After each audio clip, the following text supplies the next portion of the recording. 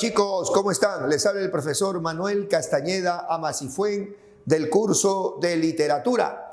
Vamos a desarrollar el tema del realismo peruano. ¿Dónde surge el realismo? Francia. En el Perú, inicialmente esta corriente obedeció a los dictados del realismo europeo. ¿Entendido? El realismo en Europa pasa a una fase más cruda, llamada el naturalismo.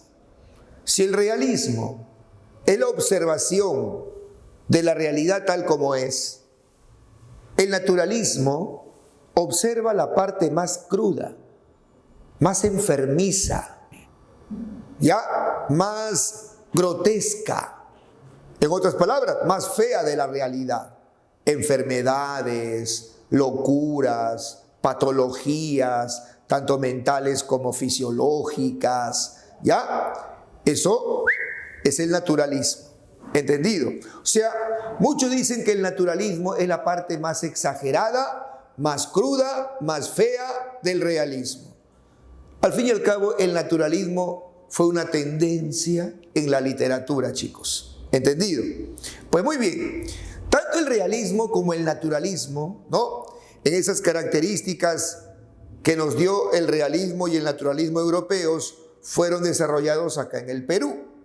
Pero, atención, hay un hecho que va a marcar al realismo en el Perú y que va a delinear características propias, ¿ya?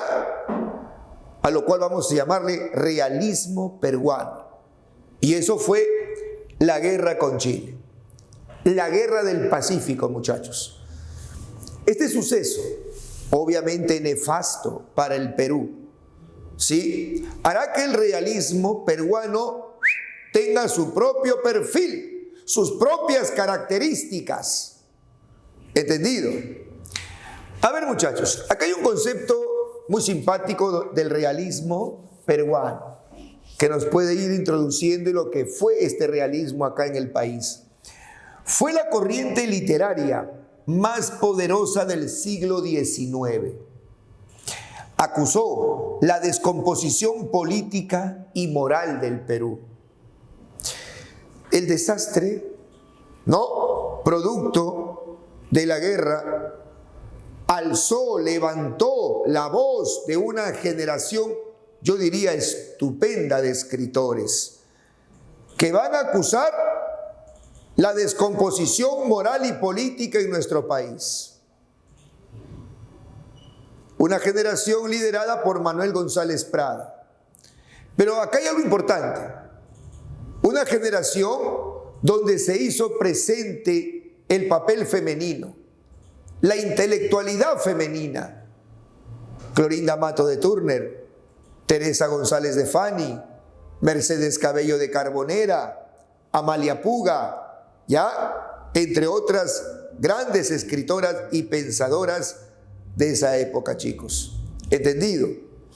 Miren, una patria mutilada, territorios dados al enemigo, hizo que esta generación renegara de la situación, pero también a través de sus obras propusieran cambios en el pensamiento, en la actitud, en la forma de actuar.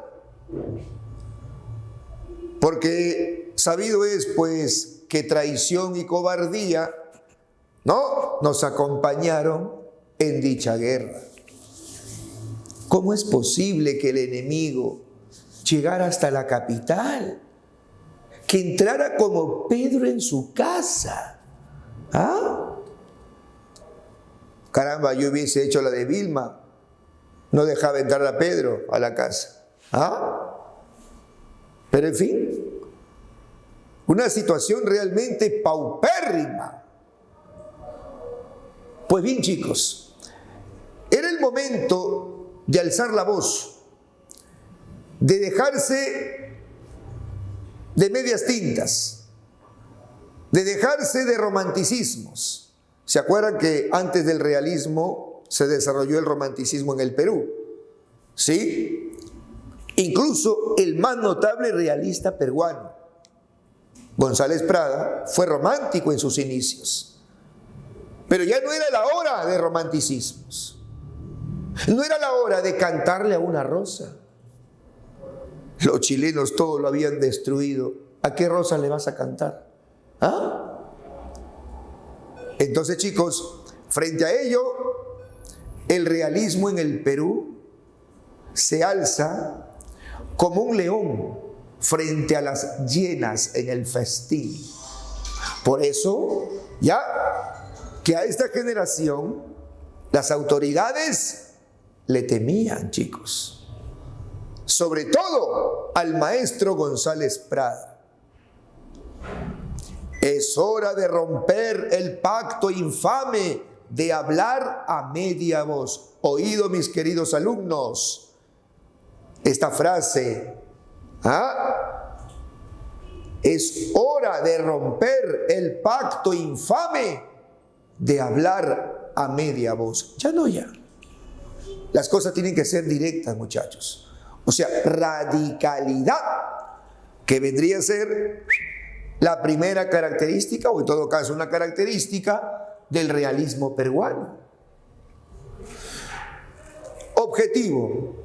Ahora, la objetividad es mirar las cosas como son, no idealizarlas. Hay una polémica interesante que se produjo en ese entonces, la polémica Palma-González Prada. Acuérdense de tradiciones peruanas. Ricardo Palma idealizó la historia, ¿no es cierto? Y González Prada empezó a criticar la literatura de Palma. Claro, yo te voy a decir algo, son estilos. Profesor, Ricardo Palma, en pleno realismo, ¿siguió escribiendo tradiciones peruanas? Por supuesto, claro. Es como, por ejemplo, ahora en la pandemia, se sigue trabajando, ¿no? No igual como antes de la pandemia. Se sigue comiendo, ¿no? O sea, hay cosas que siguen su conducto normal. En medio de la crisis. Y en medio de la crisis política, social, económica que el Perú vivió después de la guerra, sí, seguía escribiendo sus tradiciones peruanas. Ok, quién sabe, tal vez con influencia de esa época, ¿no? Pero ahí estaba González Prada para pecharlo, por decir así. Y se desarrolló una bonita polémica, Palma-González Prada. Incluso González Prada, sí, descubre algunos malos manejos de Ricardo Palma, ¿no?, respecto a la Biblioteca Nacional. Pues bien, muchachos, los realistas peruanos eran objetivos, o sea, rompieron con el idealismo de la literatura anterior. Nacionalista. Son temas nacionales los que el realismo debe tratar, o temas de interés nacional.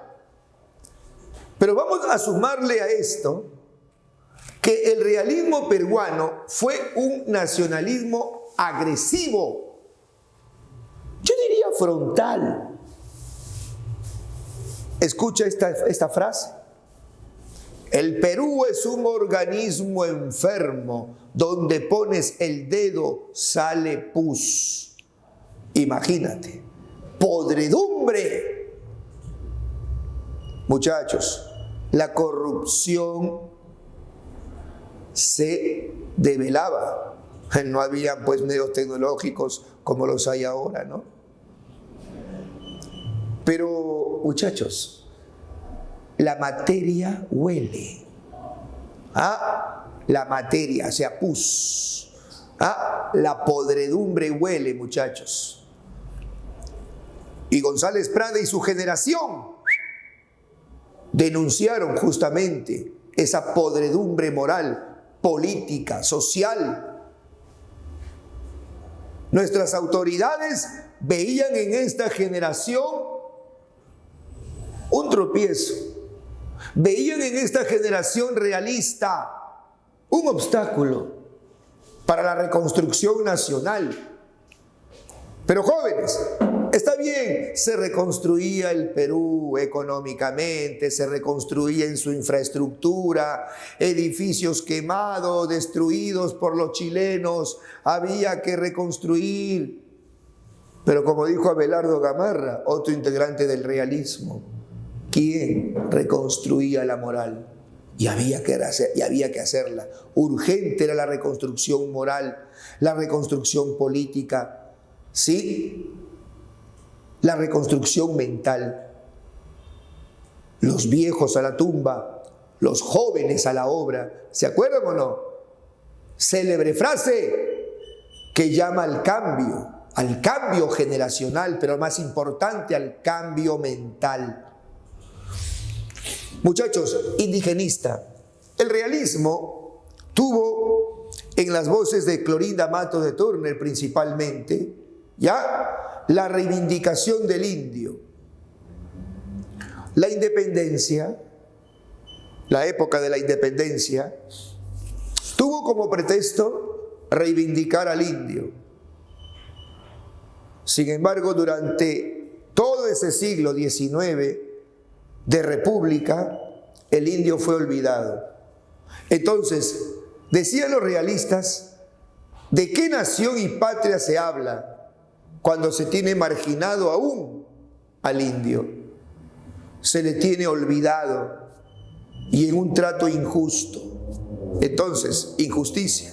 ¿De qué patria, de qué nación se habla? González Prada y su generación intentaron, a través de sus obras y sus voces,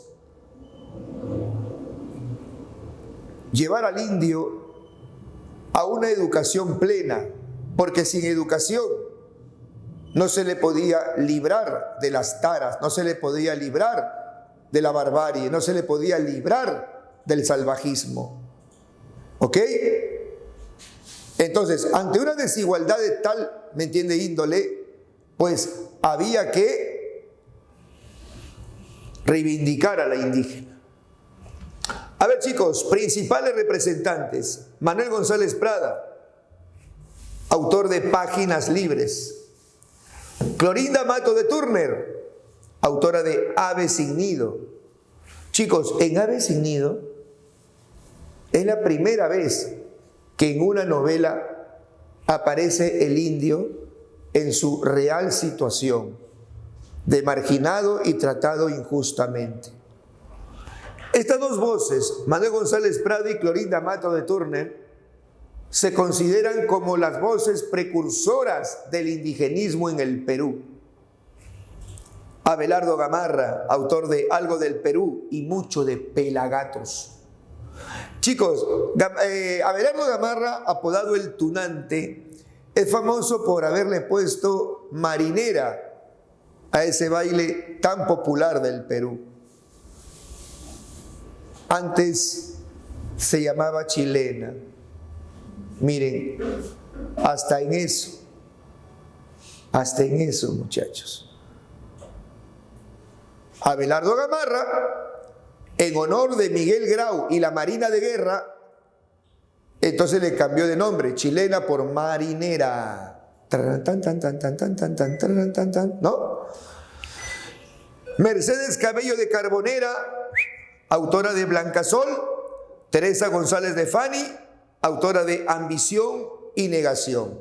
Ok, chicos, estos fueron los principales representantes entonces del realismo peruano. Chicos, Manuel González Prada y Ulloa nació en el año 1848 y murió en el año 1918 en Lima. Manuel González Prada perteneció a la aristocracia limeña, pero desde ya les digo, atacó a la aristocracia. considerándola responsable de la injusticia y desigualdad en el país. Profesor, ¿fue un antiaristocrático? Podríamos decir que sí, porque siéndolo, la atacó, la denunció. Muchachos, González Prada tenía ante sus ojos una V de verdad. O sea, la verdad ante todo. Duela a quien le duela. Se caracterizó por ser así, muchachos. Tuvo esa férrea personalidad. Sí, por eso que las autoridades lo veían como un obstáculo. Sus frases, sus expresiones, sus decires, ¿no? Sus artículos, etcétera, pues estremecían simplemente. Por eso dice que su pensamiento era telúrico, ¿no? O sea, estremecedor. Manuel González Prada, gran figura del realismo, fue pensador, poeta, ensayista. Sin lugar a dudas, el máximo representante del realismo peruano. Renovó el pensamiento peruano. Jóvenes, ante la inmoralidad, González Prada. Ante la incapacidad, González Prada. Ante la ineptitud, González Prada. Ante la falsedad, González Prada. ¿Me están entendiendo, chicos lindos? Yo sé que sí. Ante la timidez, González Prada. Ante quien arruga, ¿me entiendes? González Prada. Oiga, Manuel González Prada, muchachos, fue influenciado, y acá te voy a explicar bien bonito, como yo te explico, fue influenciado por el positivismo y el anarquismo. A ver, positivismo. Es una corriente que pregonaba el progreso, ¿no? Dejar de lado metafísicas, idealismos, religiosidad, para alcanzar el desarrollo. El hombre debe tener comodidad en la vida. Entonces, dejarse de ideas desfasadas, dejarse de ideas antiguas, mirar al progreso. El positivismo pregonaba laboratorios y no templos, científicos y no curas, progreso y no atraso, objetividad y no idealismos. Manuel González Prada, influenciado por el positivismo, se mostró anticlerical, ateo. Buscaba que el pensamiento peruano se aleje de ideas retrógradas. Por eso González Prada fue un antiacademicista. ¿Cómo es eso, profesor? Estaba en contra del sistema educativo en el Perú, en todos sus niveles, porque el sistema educativo era la herencia de España, la herencia del virreinato, la herencia metafísica y teológica del virreinato, y eso impedía el progreso. Por eso fue positivista González Prada. González Prada creía en la ciencia, pero en la ciencia que desarrolle, no en la ciencia que nos estanque, ¿sí? De ahí porque, repito, González Prada mantuvo una postura anticlerical, o sea, contra el clero, y anarquista. Chicos, hay dos clases que González Prada defendió: el indio y el trabajador, sobre todo el obrero. Era partidario de que el trabajador se adueñe de los medios de producción, porque justamente él era el que producía, ¿no? Entonces, Anarquismo, ustedes saben que es una idea o una ideología que pregona la muerte del Estado en favor del individuo. ¿No? Anarquista él. Ante tanta situación de opresión, con leyes, con decretos provenientes del Estado, sea del Ejecutivo, sea del Parlamento, ¿no? Todo era para seguir oprimiendo al trabajador. Por eso que los trabajadores lo admiraban, por el apoyo ideológico, intelectual que González Prada les daba. ¿Entendido? Anarquista. En ese sentido, influenciado entonces por estas dos ideologías, positivismo y anarquismo. ¿Ok? Chicos, González Prada fue anticlerical, antiaristocrático, antihispanista, antichileno, antihispanista hemos dicho. En cuanto a su antihispanismo y antiacadémico también. Pero más que antiacadémico, antiacademicista. O sea, estaba en contra de lo académico tradicional. A eso vamos. ¿Ya? También fue un antihispanista desde el punto de vista lingüístico. Siguiendo las huellas de Andrés Bello, ese intelectual venezolano que propuso una gramática para América, ya que España tenía su gramática, la RAE, la Real Academia Española, ¿no? Entonces, Andrés Bello propuso que América tenga su propia, ¿no?, academia. Tú sabes que los países de América, de habla hispana, tienen sus sucursales académicos, ¿no? Por ejemplo, el Perú tiene la Academia Peruana de la Lengua. Todos los países de habla hispana tienen sucursales de la RAE. La RAE, bueno, es en España porque fue creada por el rey Felipe V por decreto real, por eso le llaman Real Academia Española. Pero lo cierto es que la realidad dice otra cosa. El habla de América es diferente al habla de España. ¿Sí? Andrés Bello por eso propuso una gramática paralela acá en el Perú, acá en América. Y siguiendo esos lineamientos de Andrés Bello, González Prada, ¿no?, se mostraba, ¿te das cuenta? Se mostraba contra lo académico hispanista. Por eso, por ejemplo, su obra Páginas Libres, ¿se acuerdan, no? La escribe con J. Hoy, que debe ser con Y, lo escribía con I. Incluso la conjunción I lo escribía con I latina, mostrando su rebeldía idiomática. ¿Sí? A ver, en poesía, insisto, chicos, y dentro de su antihispanismo, aparte de mostrar su rebeldía idiomática, también quiso renovar la poesía en lengua castellana, con elementos extranjeros, por ejemplo, franceses y alemanes. Manuel González Prada era admirador de la cultura francesa, por su rápido desarrollo, ¿no?, y progreso. Entonces dice acá, introdujo nuevas formas poéticas en la poesía castellana, introduciendo el rondel, el triolet, la balada.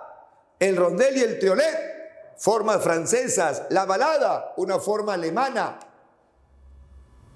Muchachos, con esto Manuel González Prada se convierte en precursor del modernismo.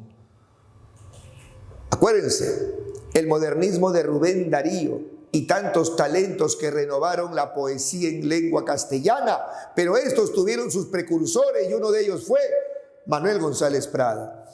Sí, hijo lindo, ¿qué vas a resumir? Que González Prada fue un inquieto por la renovación, por la modernización. No solamente de la poesía, también del pensamiento. Chicos, vamos a decir dos cosas importantes. Manuel González Prada es, ya, por el ensayo, por su pensamiento, el máximo representante del realismo peruano. Por la poesía, por el verso, precursor del modernismo. A ver, principales obras. Lo hemos separado en prosa y en verso. En prosa, vamos a poner acá ensayos. Ahí está. Y en verso ponemos poesía. ¿Ya? Poesía. En prosa destacan Páginas Libres, Horas de Lucha. En este libro defiende al indio, Bajo el Oprobio, Propaganda y Ataque. En verso tenemos Presbiterianas, poemas en contra del clero conservador. Y por esta obra González Prada fue excomulgado.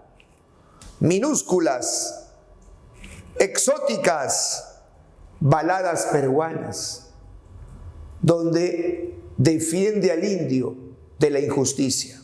Bien, chicos, entonces, como vemos, una figura notable de nuestra literatura, tal vez la mayor aparición de la literatura del siglo XIX, Manuel González Prada. Vamos a resumir Páginas Libres de Manuel González Prada. Este autor reúne sus artículos, sus discursos, conferencias que había escrito en diferentes años. Allá en Francia, París, reúne todo eso bajo el título de Páginas Libres. Él mismo selecciona, ¿ok?, estos artículos, conferencias, discursos, etcétera, y los titula Páginas Libres. Dos cosas importantes. Uno, en la parte ideológica. Soltura ideológica. ¿En qué sentido? O sea, no quería estar sujeto a ninguna ideología. No sé si me dejo entender. Sino una ideología propia, personal. De ahí el término libres. Y desde el punto de vista idiomático, ¿no?, él hace una ortografía personal. Lo hemos dicho. O sea, si bien es cierto, acá lo ponemos con J, ¿no?, desde el punto de vista de la reglamentación general, pero él lo escribió con G, con J, perdón, ¿no? Lo ponemos con G, él lo puso con J, ¿se acuerda?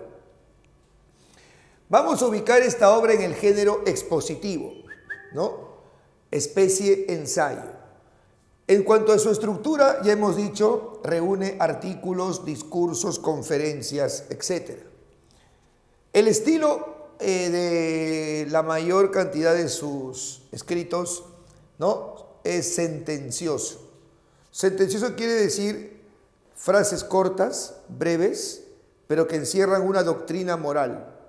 ¿Ok? Como una especie de sentencia. Ya en estilo agudo, grave a veces.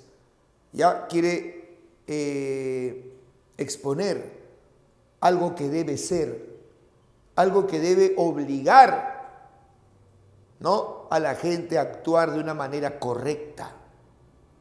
Ese es el estilo sentencioso. Y de una ortografía personal, ¿no? Ojo, de una ortografía personal, obviamente, del autor. Ya lo hemos mencionado, lo hemos dicho. Ahora, sobresale el discurso en el Politeama. A ver, chicos. Politeama era un teatro.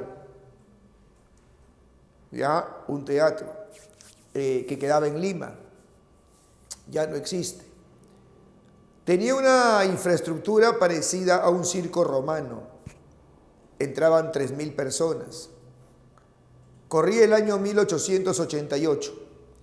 Un grupo de alumnos del Colegio San Carlos de Lima, un colegio de clase media para arriba, decidieron hacer una actividad en medio de una colecta nacional para recuperar Tacna y Arica. Estos alumnos también querían aportar, ¿me entiendes?, su aporte. Perdón, querían aportar su colecta, ¿no? Valga la redundancia. ¿Por qué te digo? Porque ellos hicieron esta actividad para recaudar fondos. Y esos fondos, darla a la colecta nacional para recuperar Tacna y Arica. Una labor extraordinaria de estos niños. Hay una frase respecto a esta actitud de los niños que dice: el niño quiere rescatar con el oro lo que el hombre no supo defender con el hierro. Estos niños hicieron actividad el 28 de julio de 1888 en el Teatro Politeama. Los niños programaron 30 números, ¿ya? Ahora, Manuel González Prada también se apuntó para escribir un discurso. Discurso que lo tendrá que leer un niño, ¿ok? Entonces, esta velada fue el 28 de julio de 1888. Al Teatro Politeama llegaron varias autoridades. La principal autoridad que llegó fue el presidente Andrés Avelino Cáceres, con su esposa Antonia Moreno. Autoridades civiles, eclesiásticas. No se esperaban lo que decía este discurso. Manuel González Prada llegó con su esposa, Adriana de Bernuil, pero se sentó en un espacio aislado de las autoridades.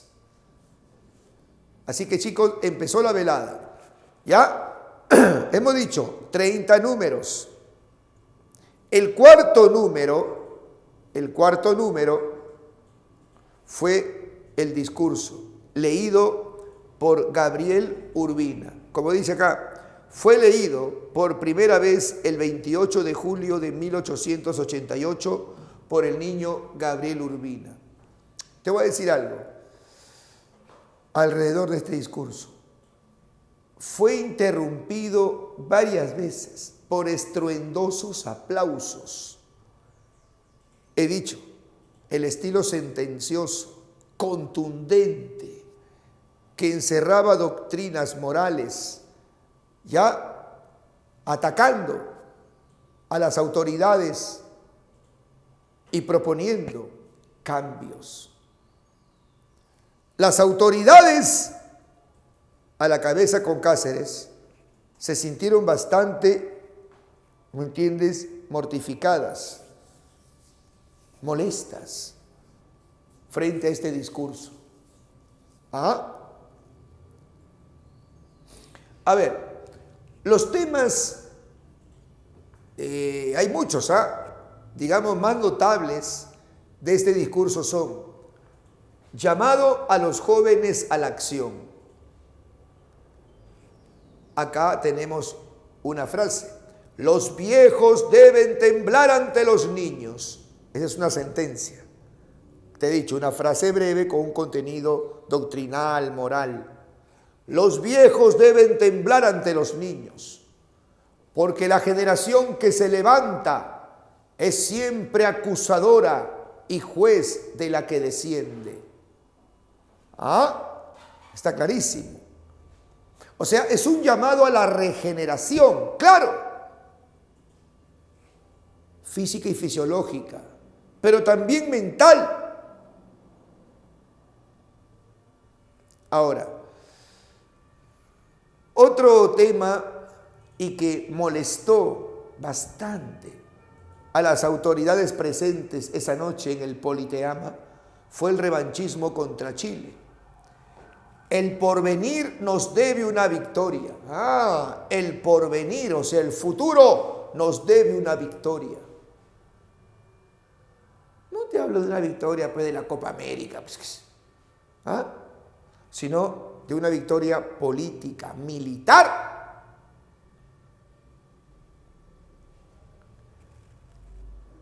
Es obvio que fue una frase no bien tomada por las autoridades. Pero ¿sabes qué decía más este discurso sobre este tema? Que para ganar una guerra había que tener estrategias. Y estrategias no tuvieron nuestros militares y nuestras autoridades.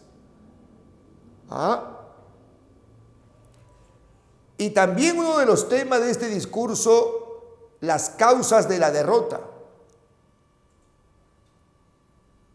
Las armas del enemigo fueron nuestra ignorancia y nuestro espíritu de servidumbre. ¿Qué tal sentencia? ¿Ah? Otra de las frases de este discurso respecto a este tema es: en la guerra con Chile no solamente derramamos la sangre, exhibimos la lepra. O sea, la vergüenza. ¿Me entiende? Fíjate, muchachos, las autoridades en ese entonces, o mejor dicho, en esa noche, querían que pare ya de leerse este discurso. Y recién estaba empezando. ¿Ah?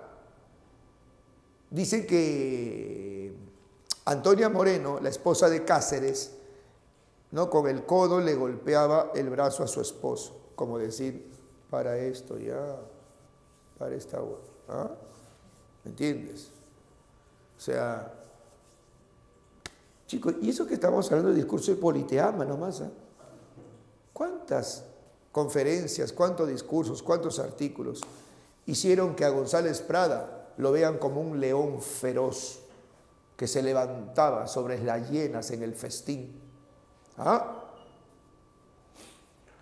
Pero también habla de la libertad, jóvenes. Acá dice, la exaltación de la libertad es otro de los temas. González Prada dice de la libertad: esa madre engendradora de hombres fuertes. Se va a orientar al indio. ¿Me entiendes? Al indio. No educado, tratado como un bárbaro. Entonces, hay opresión frente a muchos hermanos nuestros. Recuerda que González Prada defendía mucho al indio. Otra expresión contundente en este discurso es en favor del indio, y dice así: 300 años ha que el indio rastrea en las capas inferiores de la civilización como un híbrido y un salvaje sin las virtudes del europeo. Pero cuando él dice europeo, habla de europeos adelantados, pues franceses, alemanes, no españoles, hijos de España. Al indio hay que enseñarle a leer y a escribir, y veremos cómo en 25 años se levanta siquiera a la dignidad de hombre. O sea, el tema acá es la educación. Educar al indio, darle las virtudes del europeo, ciencia positiva, progreso. ¿Ok? Ustedes recuerdan, chicos, que una de las expresiones más famosas de este discurso es: que vengan árboles nuevos, que den hojas nuevas, que den frutos nuevos, los viejos a la tumba y los jóvenes a la obra. ¿Qué tal sentencia, jóvenes? Miren, chicos, alrededor de este discurso, caray, el presidente Cáceres ordenó que no se reprodujera este artículo o este discurso, so pena de ser cerrado. Revista, periódico, ¿no?, que publicar este discurso sería cerrado. Un periódico lo reprodujo día después, chicos. ¿Sabes cómo se llamaba este periódico? La Luz Eléctrica, cuyo dueño era un empresario italiano. Emotivo discurso se leyó en el Teatro Politeama. Muchachos, Cáceres cerró ese periódico. La Luz Eléctrica se apagó para siempre, chicos. ¿Ah? Sin embargo, fue González Prada quien lo publica en su obra Páginas Libres. Discurso ya que llamaba al cambio. Muchachos, González Prada, bueno, te decía, tiene eso, ¿no? de llevar cambio a la mente, al pensamiento, a la educación.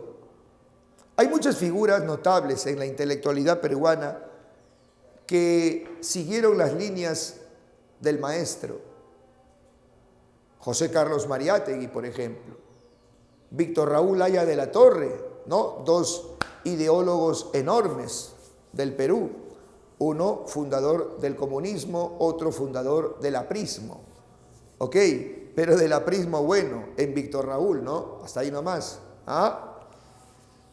Pero también autores, literatos, como Abraham Valdelomar, César Vallejo. Incluso César Vallejo le dedica un poema al maestro González Prada, Los dados eternos. Ya en su momento hablaremos de César Vallejo. ¿Ok, chicos? Admirado por intelectuales, por obreros y por trabajadores. Muchos pedían a González Prada sea presidente del Perú, ¿no? Sin embargo, no dio un paso al costado frente a tanta ineptitud en nuestra política. Incluso llamaba a los parlamentarios, llamaba a los diplomáticos y a los políticos de entonces, los llamaba solo de ensayo. Me dejó entender, o sea, como que no eran oficiales, ¿no? Se le daban de oficiales, de grandes autoridades, parlamentarios, diplomáticos. Lo que dolió mucho, muchachos, fue el desastre de la guerra, ¿no? Y contra ello apareció esta notable figura llamada Manuel González Prada, jóvenes.